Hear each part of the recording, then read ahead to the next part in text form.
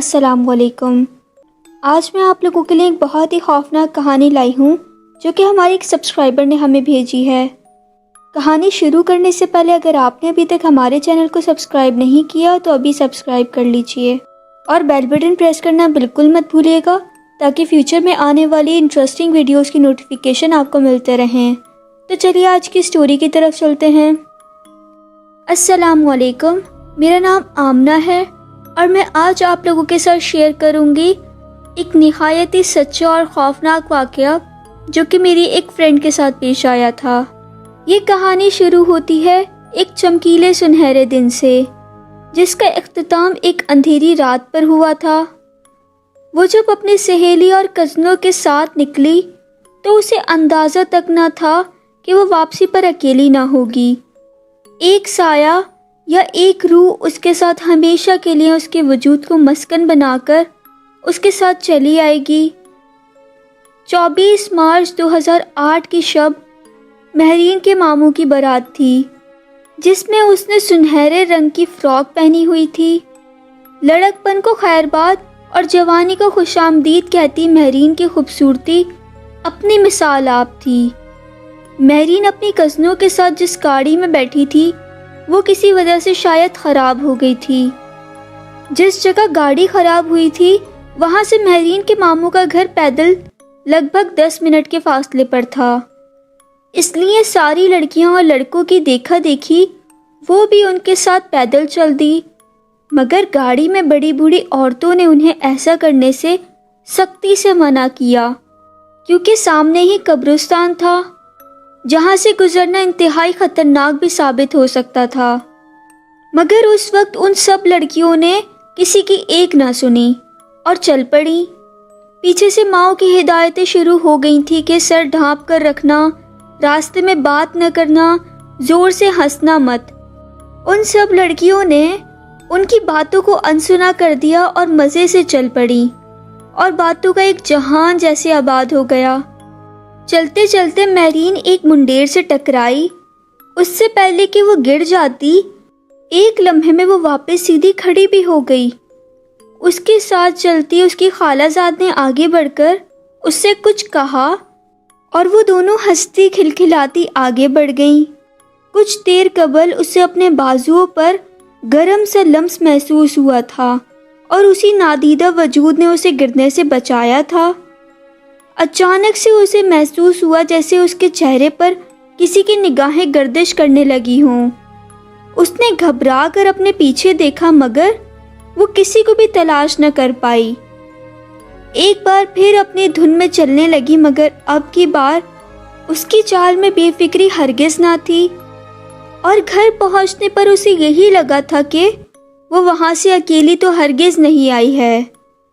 یہ شدید احساس اس پر کپ کپی طاری کرنے لگا تھا۔ گھر میں نئی دلہن کے استقبال کی تیاریاں عروج پر تھیں۔ مردانہ آوازیں، بچوں کی کھلکھلاہٹیں اور خواتین کے بے فکری کہکہے ماحول کو بے حد خوشگوار بنا رہے تھے اور وہ ایک دم چپ ہو کر رہ گئی تھی۔ کبھی چہرے پر اس طرح کی حالت میں ہاتھ پھیرتی تو کبھی دایاں بازو ہلانے لگتی۔ اس کی یہ بے چین سی کیفیت گھر میں مصروف لوگوں سے بالکل پوشیدہ تھی۔ اور پھر رسموں کا آغاز شروع ہو گیا۔ وہ ایک شوخ لڑکی فوراً ہی سب کے گرد آن کھڑی ہوئی اور جواد جو اس کا ماموں زاد تھا اسے دیکھنے لگا۔ سنہری فراق میں اس کا حسن اپنے عروج پر تھا۔ اس کا ماموں زاد اس پر بہت ہی حیرانگی والی نظروں سے اسے دیکھ رہا تھا کہ ایک دم سے غیر مرئی طاقت نے اسے اٹھا کر پٹک دیا۔ کمرہ مختلف آوازوں اور خوف سے سرسرانے لگا جبکہ اس کا ماموں زاد جواد بے ہوش ہو گیا تھا۔ مہرین سب کو خالی خالی نظروں سے دیکھنے لگی۔ خوشی کے ماحول پہ اچانک سے خوف کی فضا طاری ہونے لگی تھی۔ جواد کو ہوش میں لانے کی تدبیر کی گئی۔ اس کے ہوش میں آتے ہی اس پر سوالوں کی بوچھار شروع ہو گئی مگر اس کے کان کچھ نہیں سن رہے تھے۔ اس کے دماغ میں صرف ایک خوف زدہ زنانہ آواز ٹھہر گئی تھی۔ مہرین کو نظر بھر کر تو کیا آئندہ نظر اٹھا کر بھی دیکھا تو آنکھیں نکال دوں گی۔ وہ پھر باقاعدہ کانپنے لگا اور اس کی یہ حالت دیکھ کر نانا ابو کے ساتھ ان کے کمرے میں بھیج دیا گیا۔ باقی کی رسم بڑی بے دلی اور خوف کے ساتھ ادا کی گئی۔ مہرین اپنی کزنوں کے ساتھ جس کمرے میں ٹھہری تھی وہ وہاں چلی گئی۔ اسے اپنا سر بہت بھاری بھاری سا محسوس ہو رہا تھا، جسے تھام کر وہ اپنی کزن کا واش روم سے آنے کا انتظار کرنے لگی۔ کچھ دیر بعد اسے ایک آہٹ محسوس ہوئی۔ اس نے آہٹ پہ دیکھا تو اسے وہاں اپنی کزن کے علاوہ کوئی اور بھی محسوس ہوا۔ وہ باقاعدہ کانپنے لگی تھی۔ اسے دیکھ کر اس کی کزن کو فکر لاحق ہوئی۔ کیا ہو گیا ہے مہرین؟ تم ٹھیک تو ہو نا؟ اس نے نفی میں اپنی گردن ہلائی اور کمرے میں نظر دہرانے لگی، مگر اب ان لڑکیوں کے علاوہ وہاں کوئی بھی موجود نہیں تھا، اور وہ اٹھ کر اپنے کپڑے بدلنے کے لیے چلی گئی۔ دروازے کا لاک لگاتے ہی اسے پھر شدید احساس ہوا کہ وہ اکیلی نہیں ہے، اور وہ باقاعدہ لرزنے لگی۔ بے قراری سے ہر طرف نظر دہرا رہی تھی کہ اس کی آنکھوں کے سامنے عین ایک خوبصورت لڑکی آن کھڑی ہوئی، جسے دیکھ کر اس نے بے ساختہ چیخ ماری۔ ڈرو نہیں مہرین، میں تمہیں کوئی نقصان نہیں پہنچاؤں گی۔ یہ بات سنتے ہی مہرین ایک دم بے ہوش ہو گئی۔ اسے جب ہوش آیا تو بہت ساری خواتین اس کے ارد گرد بیٹھی تھیں، آیت الکرسی اور درود شریف کا ورد کر کے اس پر پھونکے مارتی جا رہی تھی۔ اس کی ماں کی آنکھوں میں آنسو تھے، اسی لیے منع کیا تھا، نہ جاؤ رات کے وقت قبرستان کے پاس سے، نہ گزرو وہاں سے۔ تم لڑکیوں نے کسی کی ایک نہ سنی۔ وہاں جواد پڑا ہے اور یہاں یہ مہرین۔ مہرین کی سب سے بڑی ممانی یہ بات بولی۔ وہ ان کو گھور گھور کر دیکھنے لگی۔ مہرین کی آنکھوں کی سرخی نے سب کچھ سہما دیا تھا۔ اماں، لگتا ہے اس پر کسی جن کا سایہ ہو گیا ہے، مہرین کی خالہ کا کہنا تھا یہ۔ اس کی اماں بہت بری طرح رونے لگی یہ بات سن کر۔ انہیں بمشکل ہی کمرے سے باہر بھجوایا گیا اور پھر سب صبح ہونے کا انتظار کرنے لگے۔ صبح روحانی علاج کرنے والے بابا کو بلایا گیا، جنہوں نے اس شک کی تصدیق کر دی۔ اسی دن سے مہرین کا علاج شروع ہو گیا، مگر 2 ہفتے گزرنے کے باوجود بھی بہتری کی کوئی صورت نظر نہ آئی۔ تب مہرین کے والدین کو کسی نے ایک عامل کا پتہ دیا اور وہ مہرین کو اس کے پاس لے کر گئے۔ عامل نے منہ ہی منہ میں کچھ پڑھا۔ اس کے ہاتھوں میں موجود لکڑی کی تسبیح بڑی ہی تیزی سے دانے گراتے جا رہی تھی۔ کون ہو تم اور کہاں سے اس بچی کو پریشان کرنے آئی ہو؟ انگلی کو آسمان کی طرف دائیں بائیں جنبش کے ساتھ ہی عالم نے سوال کیا، مگر جواب میں بس خاموشی تھی۔ اس عالم نے بہت سوال کیے مگر پھر بھی خاموشی کا راز تھا۔ اس عالم نے جب منہ ہی منہ میں کچھ دیر اور مزید پڑھنے کے بعد مجسمے کی طرح بیٹھی مہرین کا ہاتھ پکڑ لینا چاہا کہ اس عالم کے ہاتھ پر درمیان میں ہی گرفت ہو گئی۔ اس نے نگاہیں اٹھائیں تو مہرین کے ساتھ ایک بے حد خوبصورت 18 سال کی حسین لڑکی بیٹھی تھی، جس کی خوبصورت چمکتی آنکھوں میں غصہ صاف نظر آ رہا تھا، اور وہ سرخ آنکھوں سے اس عالم کو گھور رہی تھی۔ کون ہو تم؟ عالم نے اپنا ہاتھ چھڑاتے ہوئے غصے کے لہجے میں کہا، اور وہ اپنے بارے میں سب کچھ بتاتی چلی گئی کہ وہ اپنے والدین کی اکلوتی اولاد تھی اور اس کی خوبصورتی ہی اس کی سب سے بڑی دشمن بن گئی۔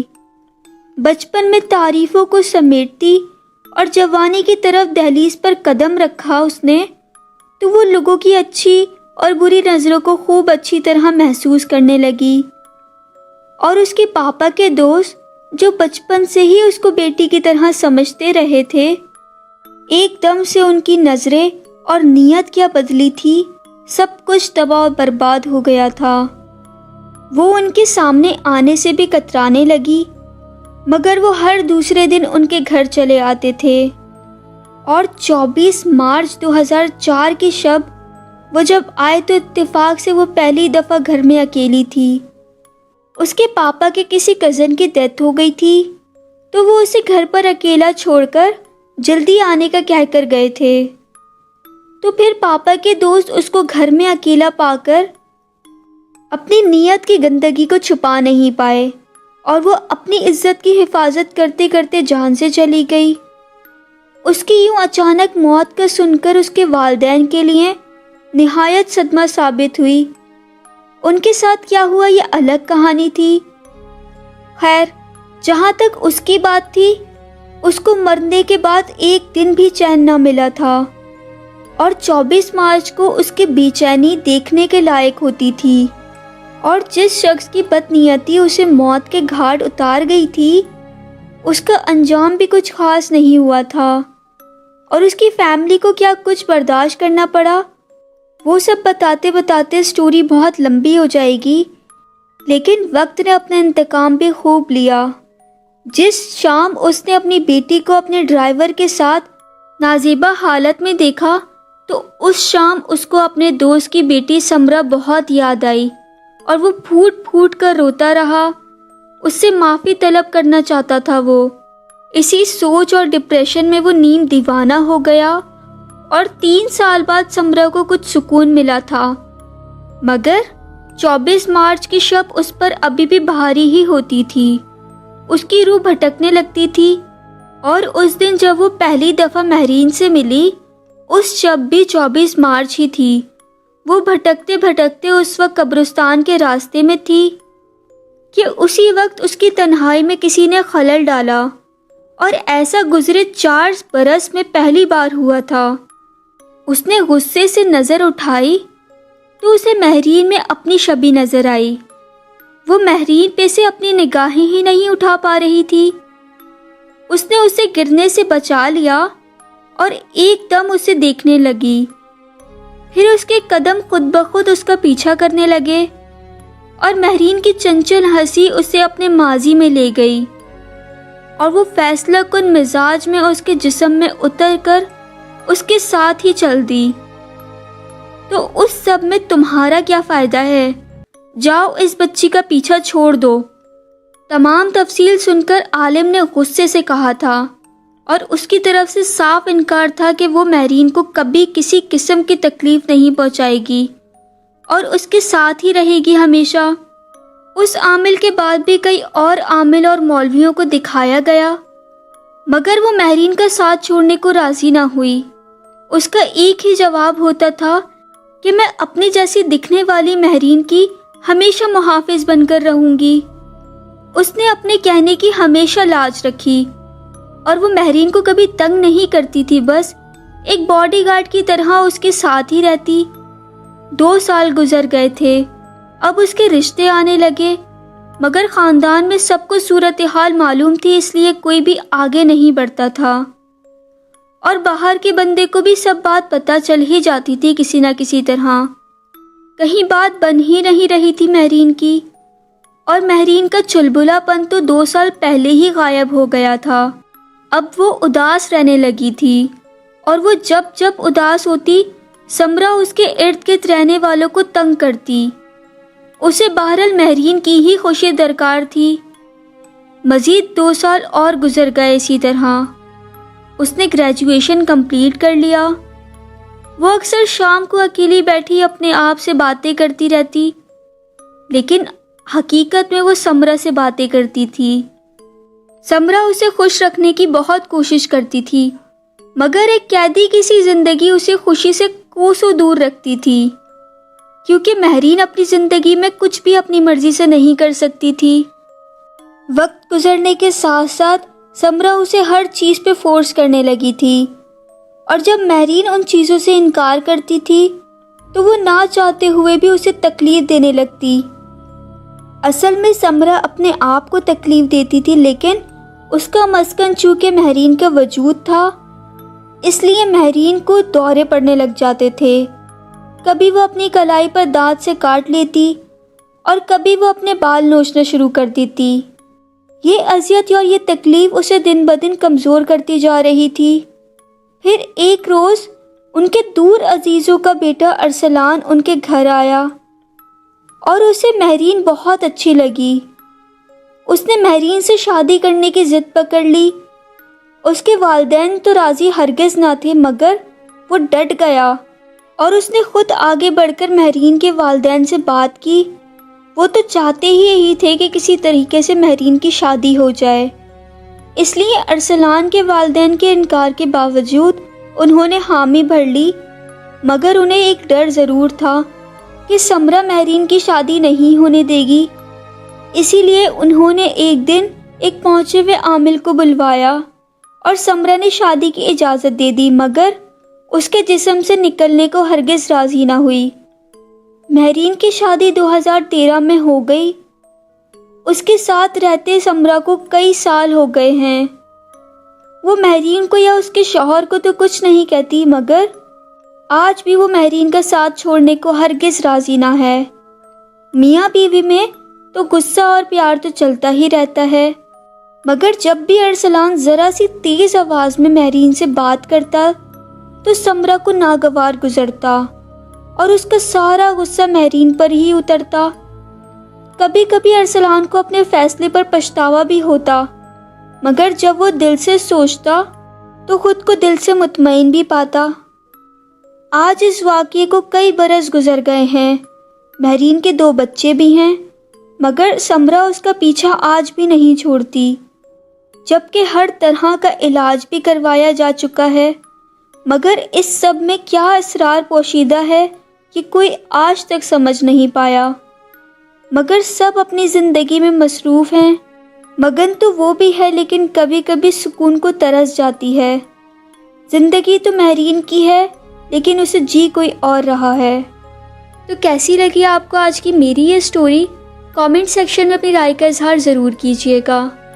اور آپ پر یا آپ کے کسی بھی عزیز پر کوئی بھی ریئلٹی بیسڈ انٹرسٹنگ ہارر واقعہ پیش آیا ہے تو ڈسکرپشن میں دیے گئے ای میل پر رابطہ کر کے مجھ سے اپنا واقعہ لازمی شیئر کریں، تاکہ میں آپ لوگوں کے لیے ایسی ہی انٹرسٹنگ ویڈیوز لا سکوں۔ تو پھر ملاقات ہوتی ہے ایک نئی ویڈیو میں، تب تک اپنا اور اپنے گھر والوں کا بہت سارا خیال رکھیے گا۔ فی امان اللہ، اللہ حافظ۔